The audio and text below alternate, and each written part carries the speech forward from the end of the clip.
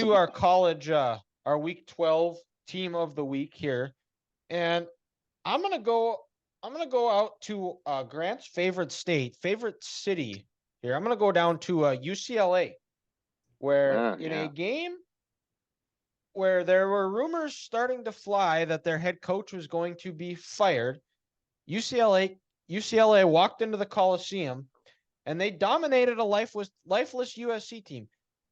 They gashed USC up and down the field. They gashed them worse than the Bear and the Revenant did to Hugh Glass. Oh, that's bad. Uh-huh. Oh, that's bad. They outgained USC 199-3 on the ground. And they're playing Big Ten football next year? Yeah.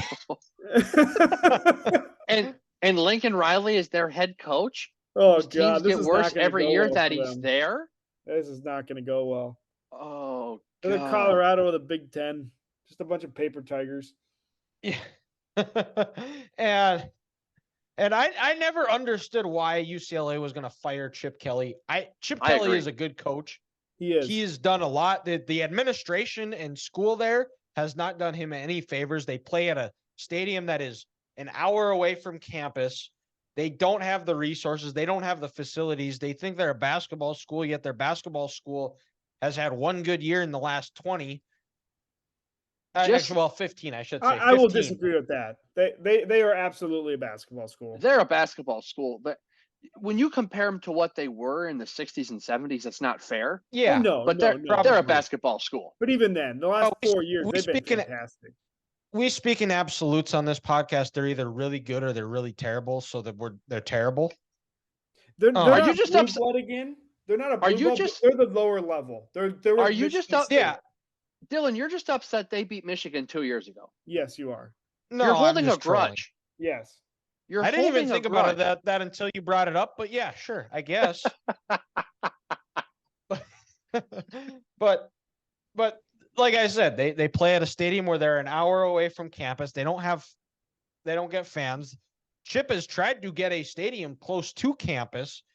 He took over a mess when he was there, and they consistently win 8 to 9 games every year, which is pretty solid given that circumstances. And that's really what UCLA as a program is. They've never been a national power. No one's ever looked at UCLA and thought, oh man, we're shaking in our boots because we have to play the big bad Bruins out in the Rose Bowl. But and I don't even know the last time they played in New Year's Six Bowl. They never have. They haven't. I don't think They haven't. They go to like the Las Vegas Bowl and the Sun Bowl every year. Yeah. The last time they played in like a Rose Bowl or a Sugar Bowl or something. I wonder when. But I'm gonna say 1987. I'll say 94. But anyways, I'll keep looking here, and you guys can. Ethan, who do you have for your college football team of the week? This goes against pretty much everything I stand for. I think it was the worst division in college football. Don't do it. Credit where credit's due. Iowa Hawkeyes. Grant. Oh my God! I'm going to be honest. I'm mostly saying this because I picked them to win the Big Ten West. So I am really just talking about myself here that I picked this. So you're good at that too, talking about yourself. But all seriousness, they really needed one drive this game, and they got it. Johnson ran in like the 30-ish yard touchdown. They held them off. Illinois was hot coming in. I think they put up back-to-back 30-point games, and their offense looked explosive under that backup Paddock or whatever his name is. So kudos to Iowa. I mean, they won the shittiest conference or division in probably all of college football ever. I don't think the Big Ten West has ever been this bad, to be completely honest with you. There seems to be always one team that's actually somewhat national or nationally like relevant.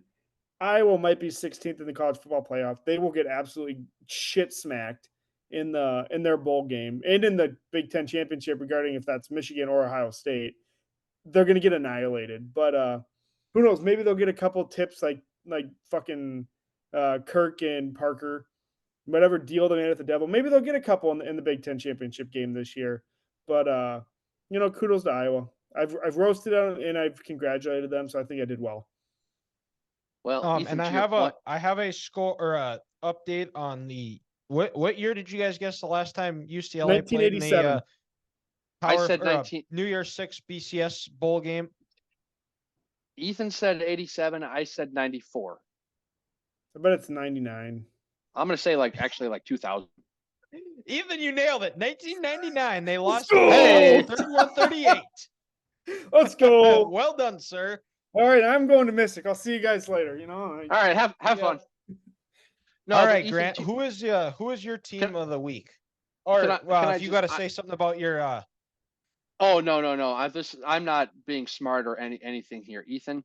That deal with the devil does not count in the Big Ten title game. It's going to be a Mayan human sacrifice. And can I be honest, Dylan? You might not want to hear this. Well, because for this to happen, Michigan has to lose. I'd rather play Ohio State, because if they play Michigan, Harbaugh's coming back from suspension, and they're coming out for blood. They're going to score 70 points in that game. They are going to just do anything in their power to let the world know that we're here. Yeah, they're not going to pull those starters. Oh God, no. So, let's be honest. If they play Ohio State, they're going to lose 48-3. If they play Michigan, they're going to lose 70-0. So I was gonna say they ain't gonna score. I know that. they're not going to They score. get past midfield, I'll be shocked.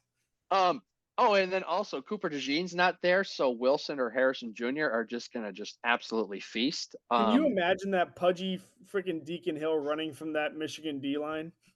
He might lose 10 pounds during the game. Deacon Hill looks like he should be playing on the Michigan defensive line with how fat he is. the hefty TV righty? jacket. Come on now. So it's gonna be a human sacrifice there in that game. So that's all I have. That's all I have to say. Okay. Who's But your college team of the week? Can I, before I do this, guys, I think I need to apply for a job at the Pac-12 network. All I do is talk about this conference for my team of the week. It's going to get abolished in 6 months. So Wait, it's got to go out with a bang. Oh, I could get a job working at Apple TV, doing Oregon State, Colorado State next year. Which the Washington State did sign up. Washington and Washington State did sign up for a 5-year agreement after this year to continue the Apple Cup. Yeah. Okay, Grant, I'm glad two of these universities had their head on straight and they're continuing rivalry games. But no, in all seriousness, I got to go with the Arizona Wildcats. Jedd Fisch has turned this program around. I had my doubts, and I would like to give credit to Dylan for saying he believed in Jedd to do it. And they played Utah, a team that I've liked these last couple of years, and they were up 21 rip after the first quarter, and it was 28-0 before Utah even scored. Arizona's second touchdown was a blocked punt, and they're 8-3 on the year. They're getting ready to play a rivalry game in Arizona State. They'll easily get to 9-3. Jedd, he's turned this program around, and now they're going into the Big 12 next year. He'll be able to recruit into the Texas area a little more. Who knows? The Wildcats might not only be just a basketball school. So bear down, Arizona Wildcats, team of the week.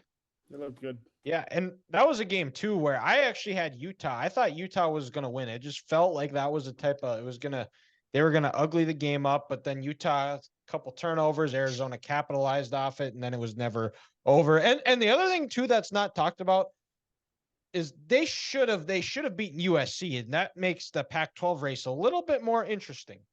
That is true. Is Jedd Fisch still Arizona's coach? Yes. Yep. Yeah. God, less than a year ago, they wanted him canned. That's incredible. I know. Yeah.